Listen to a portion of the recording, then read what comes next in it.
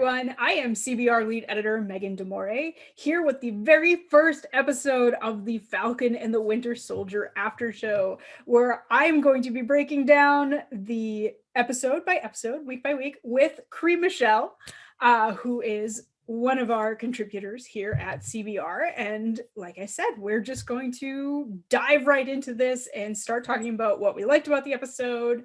We're going to tackle, this time around, we're going to tackle 5 points. We're just going to go in order, 5 things we really liked and wanted to break down and discuss. So to start out, I want to get your impression, Cree. What did you think of this episode? I love this episode. It was actually a really smooth introduction into what, people might have thought the show was going to be about. And Marvel, of course, doing that thing where they love that they love, where they just flip it on its head. Like, yeah, you thought it was going to be like this. We got you. It was really well done, really well written. I love watching these actors in the movies, and it's just great to see them in bite-sized pieces. Yeah, that's, I think, the thing that I really enjoyed about this episode. The way that I described it, I think, was getting to see this sort of domestic side of these heroes, the quieter moments, the real character moments. I would say that I enjoyed those character moments even more than like the classic Marvel action like we got at the very beginning of the episode. Not, which isn't to say I didn't like that. Yeah, it's just the character moments and sort of diving into it in a way that we don't get a chance to see our characters in the movies, which was really it's nice to have the action as like icing on a cake, but if the icing is on an eggplant, you're kind of going to be upset. You want good moist cake, and that's what the characters are. Absolutely. But before we dive into these characters and why we liked that storyline so much, let's start off with point number 1, I guess. Point number 1 being the opening action scene. Let's talk about that. Cree, you have a lot to say about this. Yes. So, oh my gosh, get us started. Whew. Okay, so the action in the opening scene was a great icebreaker to the show. Let's start there. Because everyone comes into a show wanting action. People came into WandaVision wanting action. So they're like, oh, you want action? We'll give you some action. And they did it. They came out the gate with Falcon in his suit about to take on a mission. And he has these tight parameters and he's working with people he doesn't even know. It was an amazing introduction. Things that I really liked, like the one thing I just love. I'm a mediocre Star Wars fan. I'm not going to say I'm the biggest one out there. But when I heard the Red Wing on that his little drone thing fly out and start chirping and listening to him, I was like, he has a droid. He has a droid. Oh my gosh, there's a droid. All the shows are now related. Okay, Star Wars is now a part of the Marvel universe. You can't tell me otherwise. It was just really, really awesome to see him in action, flying and handling the situation all on his own. Right. It's funny that you bring up the drone thing because Marvel does publish Star Wars comics, so you're not that. I'm not off, guys. I'm really not off. Just saying, but. So we'll consider that our own little, I guess, fanon crossover for that. But yeah, no, I like what you're saying about that is starting off with the classic Marvel action because it really grounds people in the familiar. Like I know one of the criticisms, I guess, was that WandaVision started off slow in that you didn't really get the Marvel action. Like it was completely unlike anything Marvel had to offer. And that worked for me. I understand if it didn't work for some people. And I think that Falcon and the Winter Soldier made a deliberate choice to feel familiar. It brought in Henry Jackman to do the score, like he did for the Winter Soldier. So you've got that familiar sound. You've got Batroc the Leaper, which making a new appearance again, and it's like, oh, okay, Marvel, y'all remembered he was there because there was that one awesome fight between him and Captain America, and then we haven't heard hide or tail of him since. So I'm glad to see him kicking and flipping again. We're making it a Marvel tradition for Captain America to fight Batroc. Yes. Please, because Marvel has a terrible habit of getting rid of their bad guys within the same movie. And it's like, I understand the big bads, but some of these guys you might want to keep around. You know what I mean? Yeah, and I feel like Batroc is a really fun one and a really good parallel, or not a parallel, but rather a foil to Sam, because they're both kind of just ordinary guys who are really good at what they do. So, Sam flies and Batroc leaps, like he leapt out of the plane. Yeah. I mean, listen, he saw that coming. He was like, nah, I'm coming back in the sequel. You're not catching me this time, So it was perfect. Thank you, Batroc. I cannot wait to see you again.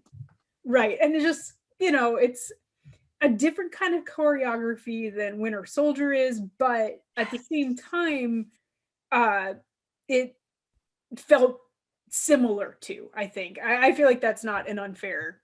No, I agree completely. It was familiar enough to where it would grab anybody who's seen the movie, but it was also its own unique thing because Falcon fights the way Falcon fights. Because I feel like in this fight, he did a lot more than I've ever really seen him do hand to hand. Either they weren't showing it or he learned some things, after a while. He came back from the blip. He was like, nah, not again. I'm reversing everybody. Cha, it was great to see him like in action and handling himself. Right. And the other thing too, I think about that is that we are getting a promise of the things to come. So we know that Sam is capable of this action. We've seen him in action very early on, so that when we get to the quieter moments, there is that sense that, yes, there's this other aspect of his life, but there's going to be more action. There's going to be more of that. And it's going to be interwoven in between all of the character moments, and it will hopefully help contribute to character building. Exactly. And just the last thing I'll say about the whole WandaVision not having action thing, that wasn't really those characters. Like even in the comics, those characters, can they fight? Can they handle themselves? Yes, but that's not the core of what makes those characters who they are. When you have the Winter Soldier, yes, you're going to have action because that's what he does. Falcon, he's a soldier. That's what he does. He's taking over for Captain America. The themes are different. So in seeing the action here, it's not impossible. It's not them trying to appease the fans. It's them saying, this is what these characters do. And this is what these characters do. If you don't understand that, hey, we have a whole bunch of comics you could read to really learn about it. Yeah, except that apparently Marvel ran out of Scarlet Witch and Vision comics, which is funny, but great, because people should be reading the comics. Don't read the comments, read the comics. Yes. Just that's general life rule right there, because there is so much wonderful stuff to find there if you really enjoy these characters. So exactly, glad for that. So I definitely want to talk about another element of that opening scene. We have to talk about Torres. I have so many thoughts about Torres, whose first name is apparently Joaquin. Yes, Joaquin. We all know. But I took to Torres very quickly. I know you did too, Cree. So tell me why, what drew you to Torres in this episode? It is always nice to see the nerd represented in film. To know that we are not weird for thinking these characters are cool. What they just did was really cool, and we're allowed to geek out about it. When after he saved the soldier and it was like the nick of time and it was all that stuff and Torres was like, whoa, yeah. I was like, okay, I like this kid. I really like this kid. If any harm comes to him, I will come through the TV and handle it myself, okay? Because that is a nerd, all right? Even before the whole thing finished and he was like watching in the binoculars and he was like, yeah, go. That's what I would be doing. You cannot put me on a mission with an Avenger and expect me not to geek out, That's just impossible. I love that too, him being so invested in Sam's mission and cheering him on and all of that, because it feels to me like there's a parallel between Sam's relationship with Steve and Torres's view of Sam, in that to Torres, Sam is his hero, whereas yes. Something that Anthony Mackie said during a Disney conference I attended was that Cap was Sam's hero, made flesh. It was a once in a lifetime chance for him to be able to work with one of his heroes, his personal hero and actual hero, Captain America. And I'm seeing a real parallel between them in this show, being that Torres is such a fan, just like astounded by what Sam can do. Literally fanboying over there. Like, yeah, he did it. He's so cool. Yes. Thank you, Torres. I needed someone to say it. And you know what's funny is he's going to be in the new Top Gun film. Really? Yes, he is the guy who plays Torres, and I guess his code name for his plane is Fanboy, which is some lovely poetic justice, I think, for Torres as well. It's almost like I know what I'm talking about. Like, it's almost. But yeah, no, I thought he was great. I was talking with a friend about the screener after I watched it, and we decided that this show is just a jumble of jocks. We've got the nerdy jock being Torres. We've got the wholesome jock being Sam, and then you've got sad jock, who is Bucky. Bucky, yes! More on that later, because we're talking about Torres. Yeah, no, I really liked that they showed him being competent at tech as well, because you see him sort of carving out his own niche. Like, he's not rich and famous like Tony Stark, and he's not a king or a princess rather like Shuri, but you know, he's got his own like techie thing going on there. Yeah, and we don't need him to be this amazing super genius. The Marvel Universe has plenty of those. He's just like, I got my stuff. I can handle my stuff. Don't worry about me. You know, it's like, yeah, bring that kid along. I like that kid. Yeah, and his drive to be a hero too. Like, he brings that with him. Like, when he decides to go after the Flag Smashers on his own. Yes! I was like, what are you doing? What are you doing? Torres, get back here, Torres. Torres. And it was brilliant. I always watch films and movies and stuff, and when they get in these situations, they never record anything, and it bothers me so much. I'm like, do you know how much evidence you would have if you just boop, boop, boop, boop, you know? And they did it, and I'm like, that makes so much sense. Thank you, Marvel. There's going to be a lot of thank you Marvels in this. Like, it's just going to keep happening. And thank you, Torres, for being the pure nerdy jock in this group, and being so excited by that hero, and seeing him really take charge and leading a generation of new heroes. I feel like that's something we're going to see, because in the comics, Joaquin Torres becomes Falcon. He takes the Falcon mantle, and I think gets his own little cleavage and everything. You know, he's got his own suit. He looks cute. Yes, he has his own Falcon costume. This is from the run where, of course, Sam became Captain America in the comics as well. So, you know, he had his own Falcon because Cap worked with Falcon for very many years before Sam became Cap. And so it was just a passing of the mantle. So I think we're going to see a parallel there with Sam passing on his mantle. Yes, which I'm ready for. Yes.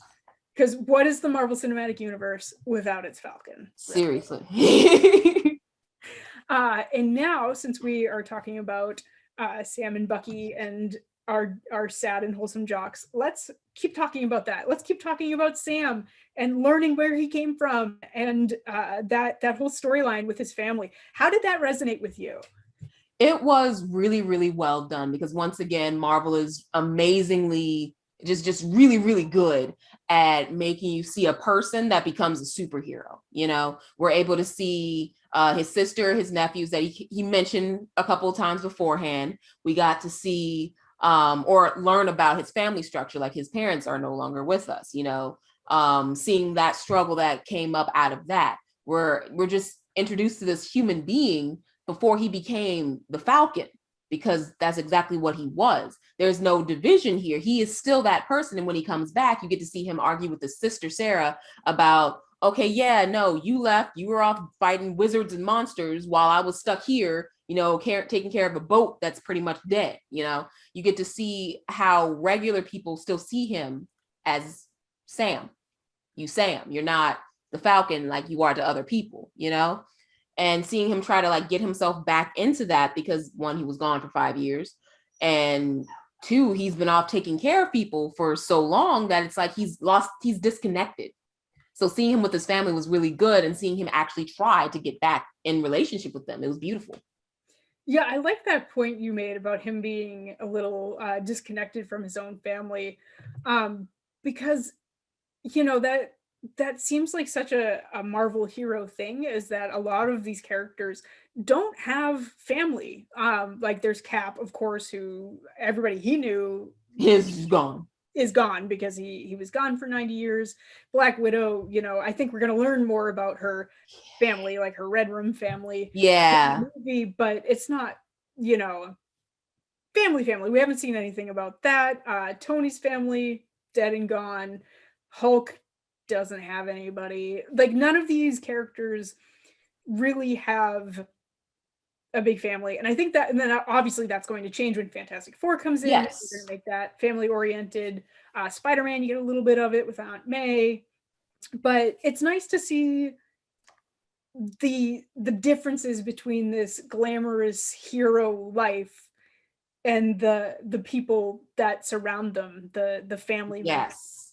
And it was, I don't know, it really resonated with me to see this guy come home and suddenly it's not, oh, Falcon, can I get a selfie with you? It's no, I made this decision about our family property and you're gonna listen to me because you screwed up. You weren't here. You weren't here. Don't talk to me. You weren't here, And that was really established. That whole division was really established when they were trying to get the loan. Them changing the rules around just because, okay, a lot of people disappeared, so we can't just be giving out money like that because it doesn't change how much money we had. We still have to regulate things. We just have to be a lot stricter. And when you saw the teller go from, oh my God, you're Falcon, you're so cool, take pictures, take a selfie, to I have to deny you because no matter you there's a, first off, what irritated me was him pointing out the 5-year gap. Come on now, you know what that's about. Just go straight into it. Don't, oh, there was a 5-year gap in your finances. I disintegrated. What was I supposed to do? Get a job? Was all my little dust mites supposed to get a job? I'm sorry. And then come back into one mega resume? No, that wasn't going to happen. You know what happened? Stop acting brand new, But once they just, he explained we had to make tougher regulations. I wasn't as upset, but it was still really good to see, or it was a good way to show that separation of, yeah, you're an awesome hero, but you didn't get paid for it, so I can't help you. Yeah, and also just the aftermath of the blip and how nobody's an exception from that. Yes. Like not even Sam Wilson, an Avenger, can overcome the bureaucracy that comes with having half a billion people show back up. Yes, like you were not exempt. You were one of the 500 million. And it's like, yes, but what was I supposed to do about that? Right. And it's not fair. I want to be clear. Like, yes, it's not fair that people are being treated this way. It's something that like society would have to seriously adjust. And if this is months afterwards, there's been a little bit of buffer time there. Yes. Just everybody's kind of in this together, and the bank pulling that sort of crap is not helping society. It's just shutting people out and sort of perpetuating that cycle of like exactly stuff. What really sucks is that it's not a far-fetched bank move. You know what I mean? When I finally genuinely thought about what overdraft fees were, I was like, wait a second, I'm punished because I don't have money. So you take money from, and then you overdraft me more because I don't have. Okay. That was a classic bank move to be like, well, I know you guys are going to need money because you've been gone for 5 years. Too bad. It's like, oh my gosh, it's ridiculous, but it is very realistic, which Marvel is so good at. Yeah, and it's funny. It made me think of because Sam says to the bank teller at one point, like, I've got contracts, like I'm employed. We just literally saw him on a mission for the government, for the army. It reminded me of when I went to get a mortgage on my house, which sounds so boring, but still. Right. And it was just one of those things where like I had just gotten a job as a freelancer and they were like, oh, well, you need 2 years of being in the job for this to pan out for you. And it's just like hurdle after hurdle. Hurdle after hurdle after hurdle. And it's just one of those things where it takes a real life thing and puts it in this universe and says, look how this system is, you know, sort of rigged against the ordinary person or what have you. And I think that was another really lovely element to Sam going home and sort of getting that reality check of, I'm not living in Avengers compound, and yes, my bills are not taken care of and things are not easy just because people know my face. Although to be fair, he was on the run for a while after Civil War. That's right, he was. So it's a little, you got a record, sir. I feel like it was expunged after they saved the war. Yeah, they definitely chilled out, but it was like but definitely, yeah. And it was, again, it was these quieter moments and sort of, I don't know, I felt like, like almost an indignity for this character to suffer, like to have fought 2 battles against Thanos, the one where he disappeared and the one he comes back. And still he's held up by something as small as, we can't financially trust you with this loan. And it's like, what? But you trust me with your lives, though. If someone burst in here right now trying to rob this bank, you would want me to get up, wings and all, and take them down. But I can't get a loan, though. Yes, exactly. And I think, gosh, I think it's such a small, lovely touch. I could talk about it for a long time, but I think we should probably move on to our next point. I want to talk about also the memorial that Sam went to, first of all, with that incredible speech that he gave, which, like, heartbreaking. And also Rhodey, his conversation with Rhodey, which was so great. And I can see on your face that you want to talk about this. So why don't you get us started? I'm just crying. Ignore me. This is a non-factor. The conversation, the speech, the setup, everything was really, really nice. I have to say that I agree with Rhodes. I'm very disappointed.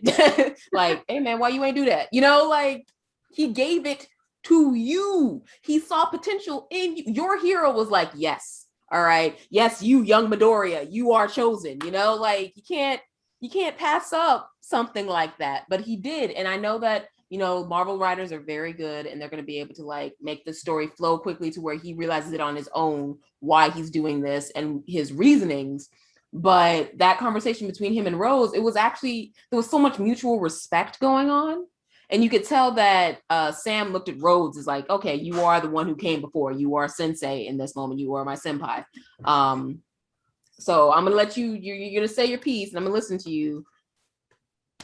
I got to go through my own thing right now before I just, like, jump onto someone else's mantle, which is actually really good because a lot of times in the comics, they don't necessarily handle that all too much.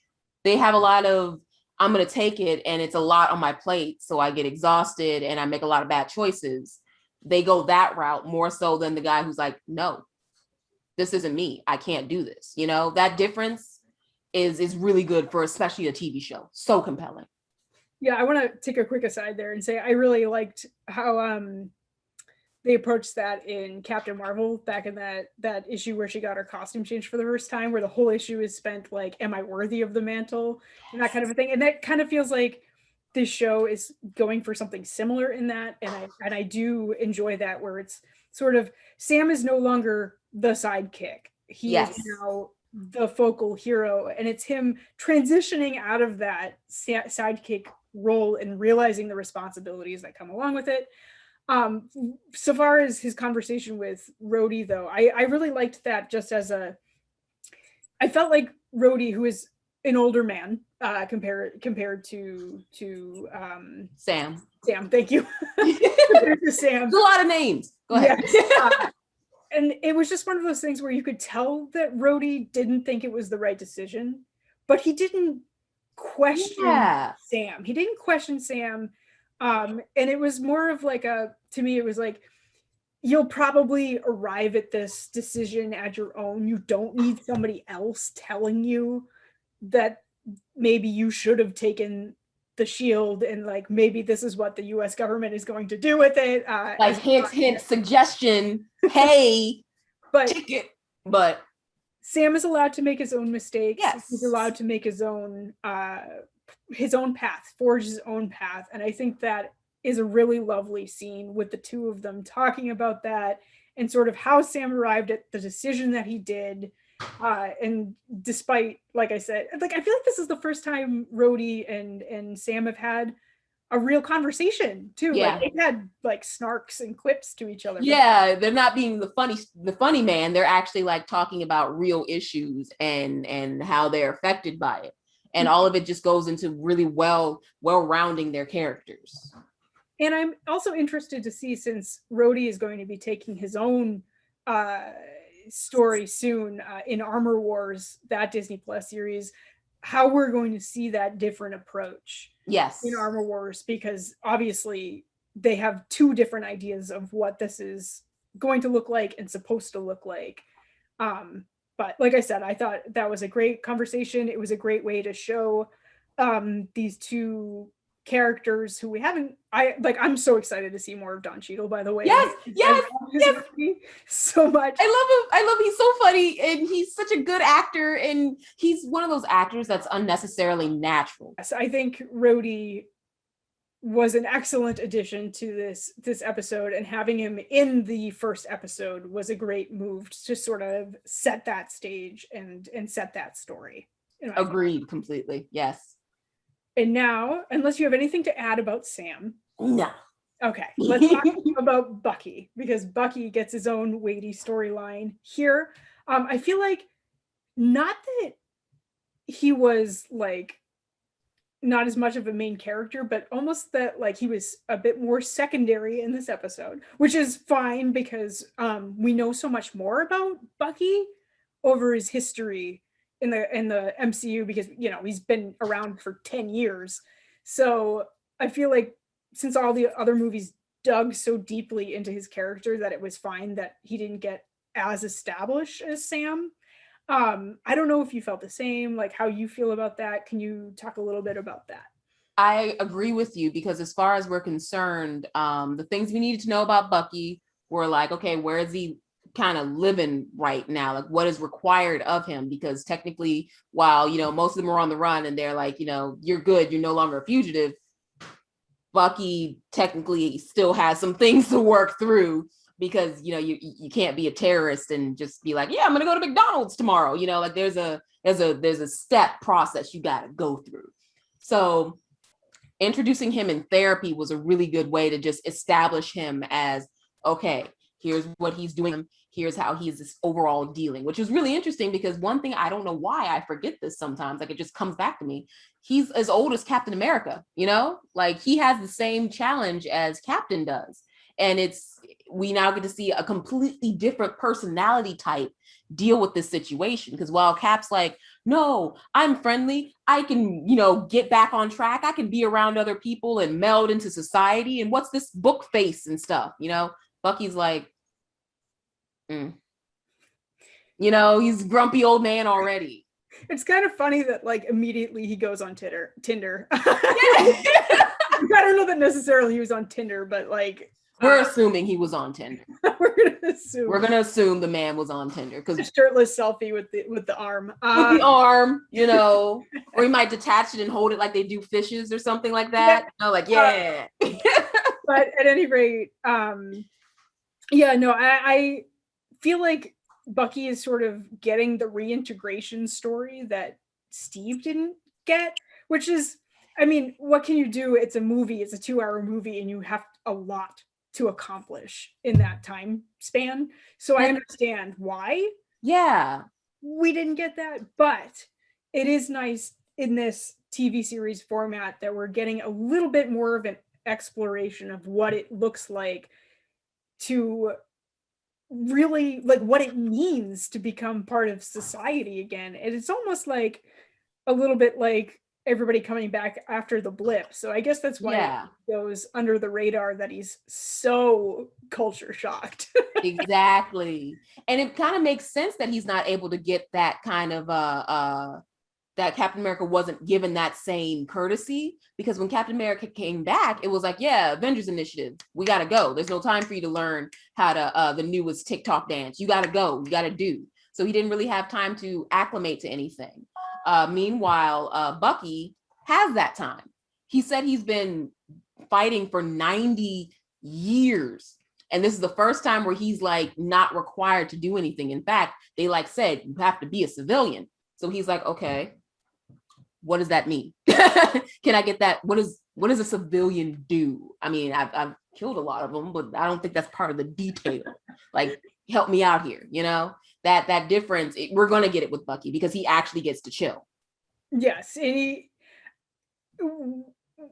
maybe Sam also is going to help him sort of live that life a little better. Maybe he has somebody to guide him through, sort of like how Steve had Natasha to guide him through, et cetera, et cetera. But yeah, like circling back to something you did say earlier, I do also like that we saw him in therapy, because boy, if anybody in the Marvel Cinematic Universe needs therapy, and let's be real, they all do, but Bucky probably needs it the most.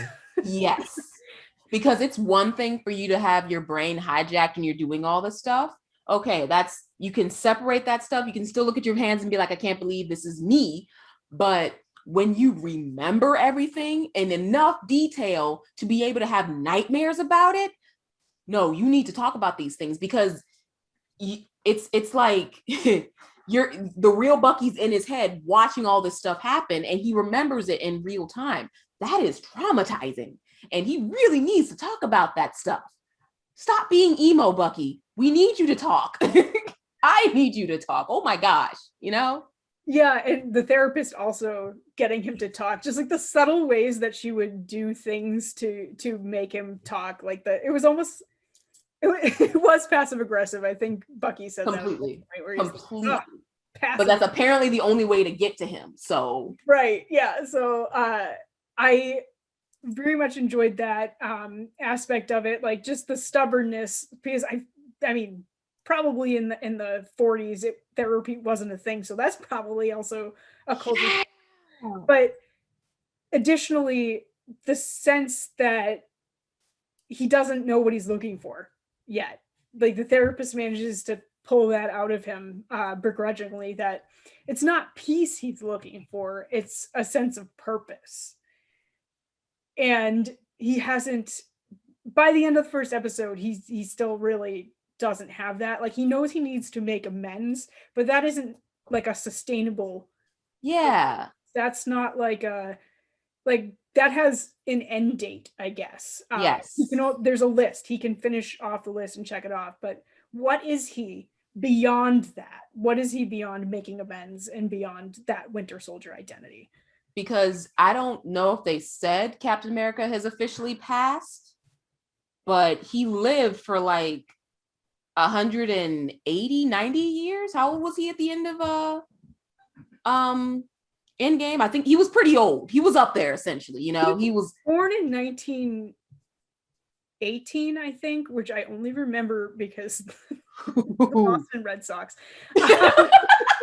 Which is wild. But that was the last time they won the World Series before they won again in 2004. Anyway, he was born in 1918. So he was, if it was 2023, he was. Oh, no math. Oh my God, me either. I can't do math. Put in the number of how old Captain America was.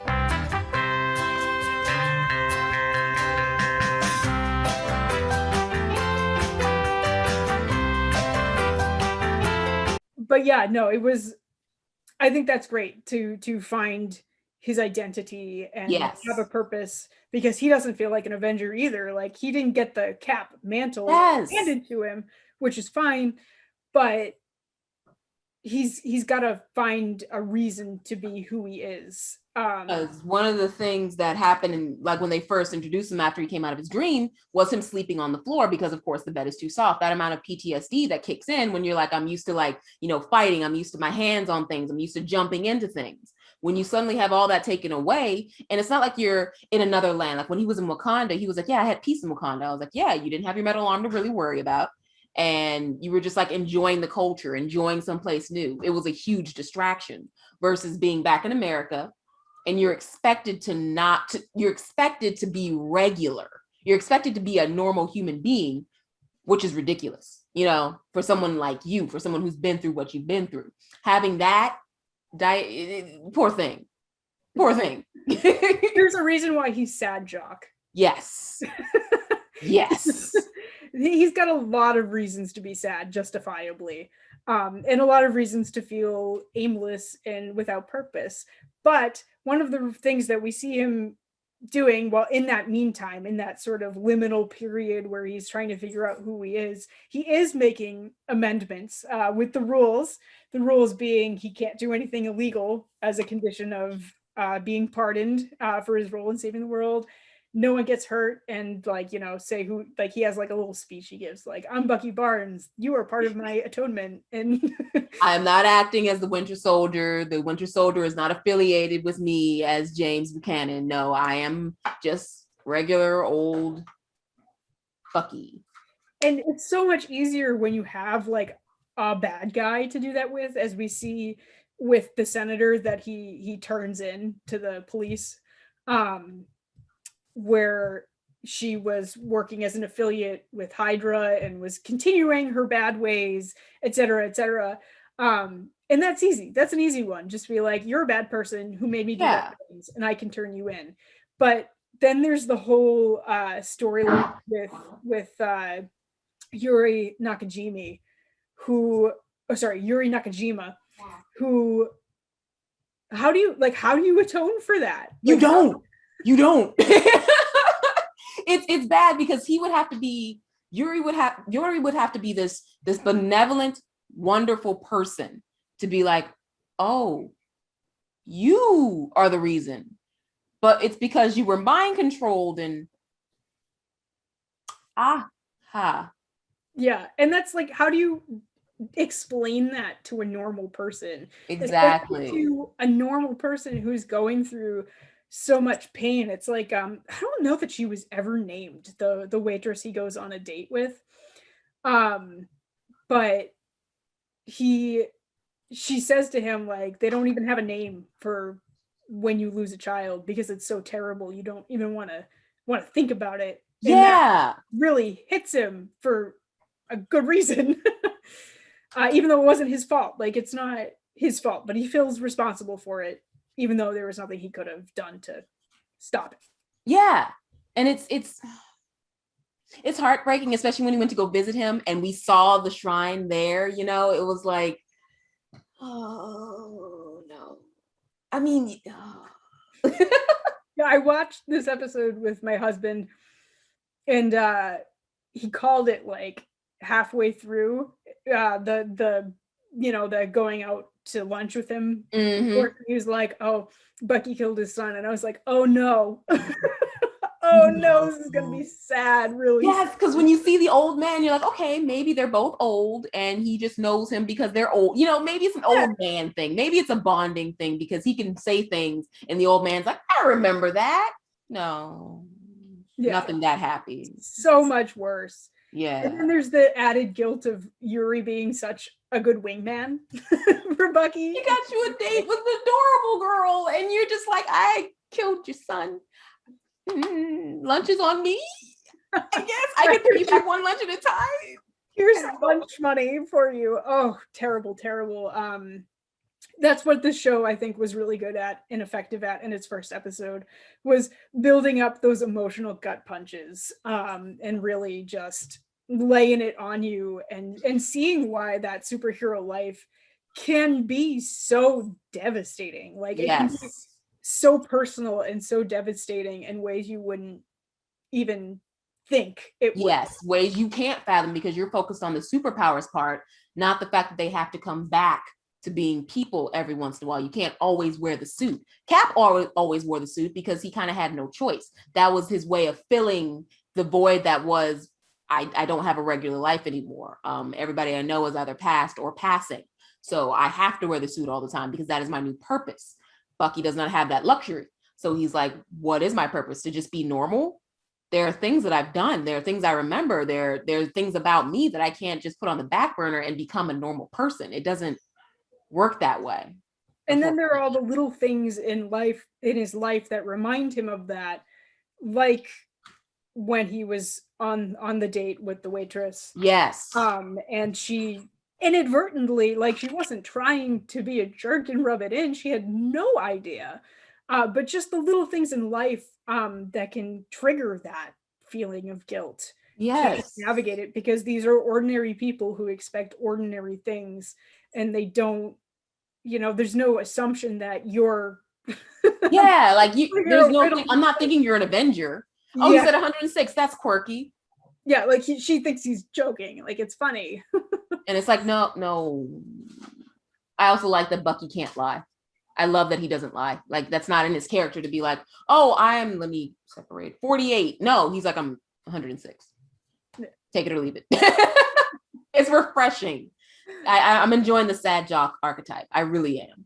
Me too. I must say, and again, I like that sort of interrogation of the character and what it means to be a superhero in a world like this. Yes. But speaking of a world like this, let's talk a little bit about the Flag Smashers, because we got like a little glimpse. We did not see Zemo in this episode. Zemo, we have no idea what Zemo's connection to all of this is at this point, but we did see the Flag Smashers, and it's very interesting. The ideology is fascinating because they believe life was better before the blip. During the blip. Yeah, like the blip, well, the snap is when they disappear, the blip is when they come back. Oh, okay. So prior to the blip. Yes. So they think that 5-year period was better, that like that tragedy brought people together and things were better because people were brought together.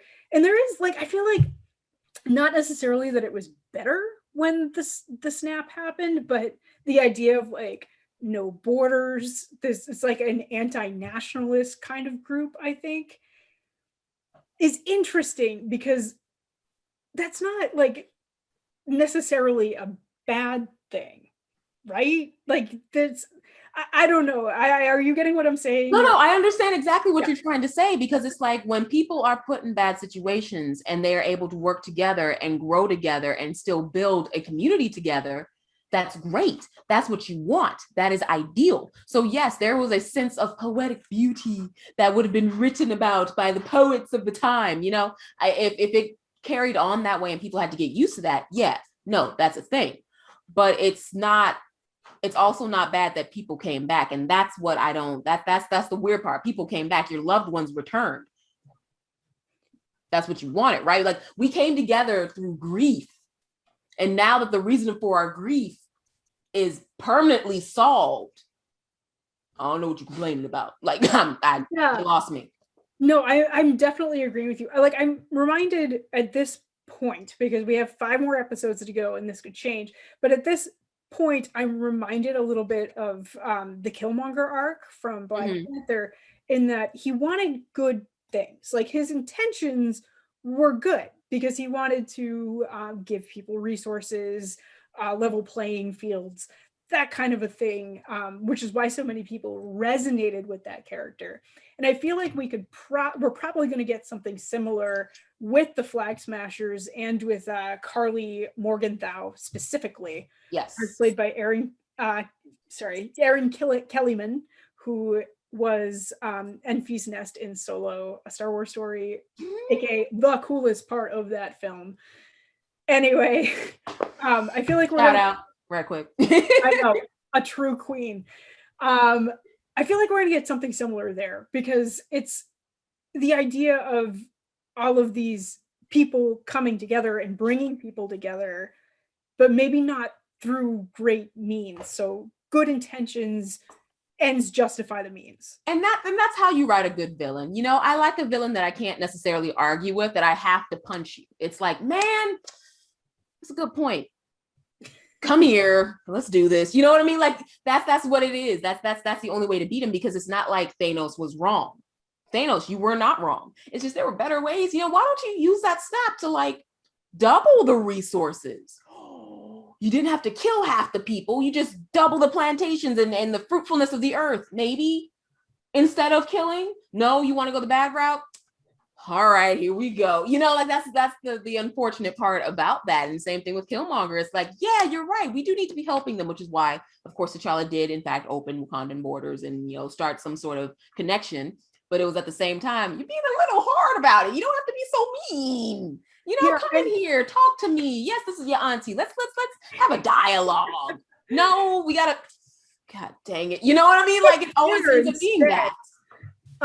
Yeah, and I think that was one of the brilliant moves that Black Panther made, was putting that same idea in Nakia's mouth as well. Like she was the first person who said anything about that, about opening it up and sharing resources and things like that. But her and Killmonger had way different ways of accomplishing that, and that's what made Killmonger a villain and Nakia a hero in the end, is that Nakia wanted peaceful means. And I think, again, that's something that we will see here, is this idea that, you know what, they're not wrong. There are new tensions because of people coming back. Yes. Because that's 5 years. A lot can happen in 5 years. You can get used to some pretty messed up stuff in 5 years. And then when people come back, it's like, okay, gotta shift. You're here, gotta shift. I'm happy. I really am. I love that you're here, but I gotta shift because my heart got used to that. I gotta adjust. Yes. So yes, that for sure. And also something you pointed out earlier, being that they're using the internet as a tool. And I thought that was a really great point that you made. So if you could talk about that a little bit as well.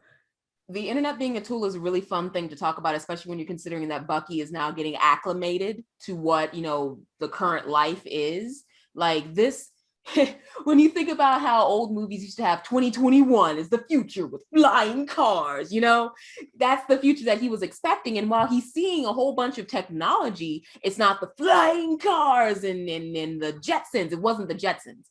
I don't think the Jetsons were out until... But still, it wasn't the Jetsons, essentially. So when you have this terrorist organization that's working through the internet, and the most we know that Bucky has dealt with is a cell phone I think it was still a flip phone, if I'm not mistaken. Okay, he's still dealing with the flip phone, and he's been on online dating sites. Like, that's the most of the internet he's used. He's going to be so out of his element that he's going to need Sam to be like, all right, so here's a web browser. You do not have to type in www, okay? There's just so many little things that Sam's going to be like, okay, let me teach you and let me help you understand. That's going to build a stronger friendship between the two that is much needed. And him going against something that he can't just like punch is really, really compelling. The other thing too, like you said, you can't punch the internet in the same way that you can't punch an ideology. And the way that the Flag Smashers are using that kind of tech to reach people and sort of build that community is, again, something that I think is really fascinating about these villains, because I feel like this is maybe the first time we're seeing something like that, in that it really mirrors real life. Like, that's how the riots happened on January 6th. It was all organized through the internet. Yeah, ISIS uses it as a recruiting tool.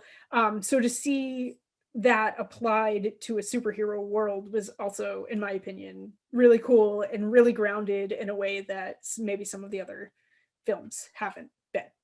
Yes, because Marvel, when they're like, yeah, when we're gonna do phantasmagorical stuff, you're going to see Valkyrie and Peter Parker on a Pegasus holding the Thanos gauntlet. You're gonna the Infinity Gauntlet. You're gonna see something crazy like that. But you're also gonna see Sam Wilson learn go out for alone, and you're gonna see Bucky Barnes learn how to use the internet. Like, those two things exist in the same realm, and you're just gonna have to get used to it.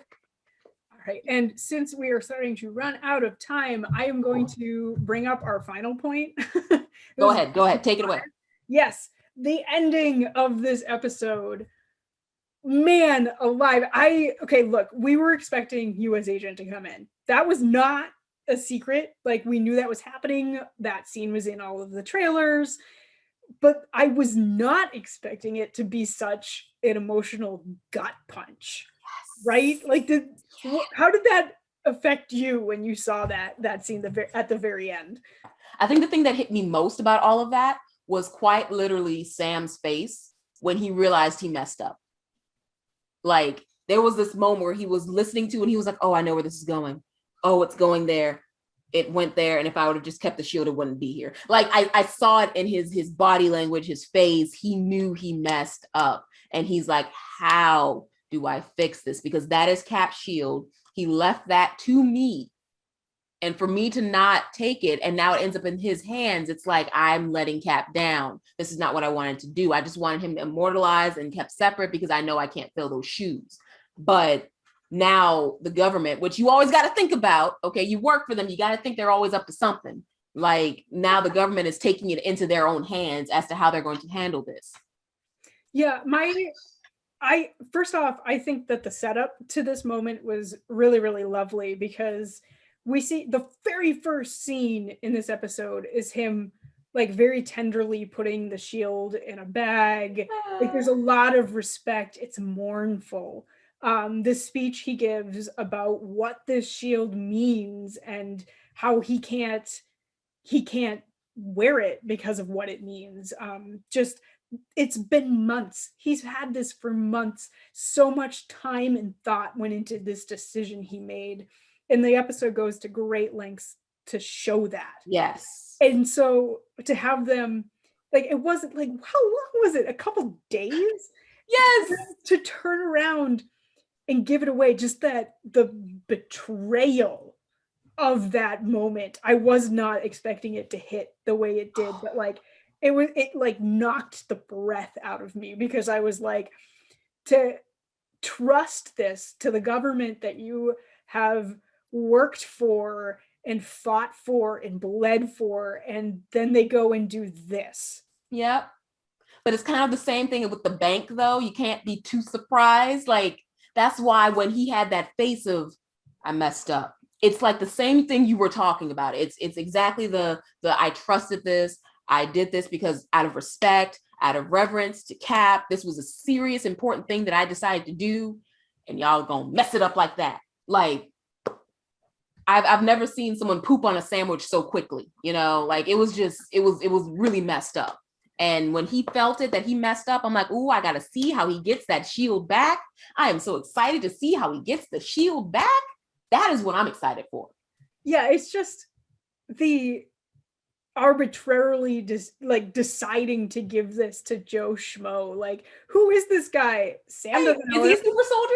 Is he a super soldier? You know, the audience should be asking these questions. Like, okay, Cap was a super soldier, which is why we were, you know, buffing him up to begin with.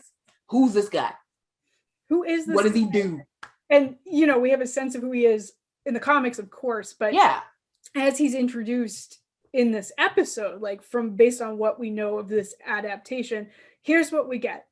We get him walking out. He's very pleased with himself, first of all. Like, you can see how excited and pleased he is. But also the focus on the gun on his hip was something that stood out to me in particular, if only because, like, I mean, Steve Rogers used guns. Sam Wilson has used guns. They were both soldiers. They're soldiers. That's part of the job. Right. But it is never their first choice. Like, they don't bring it. Like in Avengers, Steve uses like a gun that another, like one of the people attacking the helicarrier uses. Sam will use his wings defensively before he decides, like a shield almost. Yeah. Before he decides to go with a weapon. But just the symbolism of the gun on the hip, which means like, I will bring this with me and I will use it. The shield is just to show off. It's not my main thing, you know. That's a little, it's frightening, which is why, as the American public, and I'm speaking as if I'm a million people, like, who is this guy? I understand they were soldiers, but what am I supposed to do with this? You know, this guy who's just coming here and expecting me to just accept him because he is here, and that's how he stepped out. I am here. No, who are you? You know, like, what? You seem a little bit too cocky for my taste to be. I mean, and let's not get it twisted, okay? He is very American in his bravado. Like, you know, he is America, right? So when they were like, he's American jock. Yes, American jock. There it is. We've got the quadfecta, because we had a trifecta. Now we got a square going on here. And yeah, it's, you know, in the comics, there's this difference between Steve Rogers, who is very spirit of the law. He's chaotic good. He'll do what needs to be done so that he's protecting people, protecting things. Yes. He will be unnecessarily difficult because he's like, hey guys, we're not about to do this and let these guys suffer. But Steve, the bomb's about to blow. We can't do anything. Steve is like, no, Tony, we can save them. All right, go do your thing, man. We can't convince you otherwise. Right. He's going to stand around. He's going to break the rules and he's going to get his ish done. Yes. In the name of good. Like, his stubbornness is all to help in the service of helping others. He does not have an allegiance to a place so much as the survival of like humanity. And that's what makes Cap such a good hero. Yes. But in the comics, John Walker, who is U.S. agent, who is the new Captain America as presented at the end of this episode, is very letter of the law, lawful good. He is a man who will do what he is told. Yes. And he'll do whatever he can to follow the rules, which historically isn't great. No. You need some sort of questioning, because, you know, in all these comic book movies and TV shows and comic book runs, you see these people getting ordered to do things, being said, we have to do this. And then the hero's like, but why? What is the reason? Can you tell me some more behind this? Like in the Winter Soldier in the beginning, when Steve finds out that Natasha is doing a separate side job to what he's doing, he's like, what are you doing? Why wasn't I told about this? I don't like that I don't know all the details. Meanwhile, lawful good over here would be like, you got it? Good, let's go. And it's like, no, oh my gosh. Yes, and I think that's going to really set up a conflict between him and Sam and Bucky, who are both very much in the Steve Rogers school of superheroing. Yes, they both have this really strong connection with Steve. So I'm so certain that when they both saw this schmuck of a man in his suit with his shield, it was like, no, I do not approve. And I know Steve is probably like, Steve was like, guys, I left you in charge. Do something about this. And we will, because we didn't see them meet up in this episode, but obviously they're going to come together at some point, probably next week, which I am really excited to see. But yes. I'm going to start to wrap us up here. I just want to point out a couple like little Easter eggs for all you Marvel Cinematic Universe fans. Like Cree said while we were talking about Bucky, he was sleeping on the floor because it felt too soft. That is based on the line from Captain America, the Winter Soldier, where Sam says that to Steve and they have a little bonding moment about being veterans. Yuri sets Bucky up with a waitress. There's a deleted scene from the Avengers. I don't know if you guys remember the waitress. There was like a focus on a waitress in the Battle of New York. Well, she was supposed to have an extended scene, and in a cameo appearance, Stan Lee encouraged Steve to ask her on a date. Which obviously did not happen, but that's kind of the connection there, with Bucky going on a date with a waitress because an older gentleman set him up that way. And also, if you look in the credits of the episode, there is a reference to Madripoor, which is a city in the Marvel Comics universe that has not yet made it into the into the Marvel Cinematic Universe, but it looks like we will be seeing that soon. Am I forgetting anything, Cree, that you noticed that? Honestly, I think we hit it all. Awesome. Okay, then I'm gonna wrap us here. that is about an hour of content for Yes. this episode. We really hope you enjoyed this discussion. Please leave your comments and questions and things like that below, what you think is going to happen. Not a whole lot of theorizing in this particular episode, but I'm sure we will get there down the line, and probably not as much as WandaVision, because that was a mystery box show and this is a little bit more straightforward. But nonetheless, tell us what you think is going to happen, what you thought about this episode, and whether you liked it, whether you didn't, what made it so great. And we'll see you next week. So Cree, thank you so much for joining me today. I'm so glad to have you as my new co-host, and we'll be back next Sunday with a brand new episode. Thank you so much.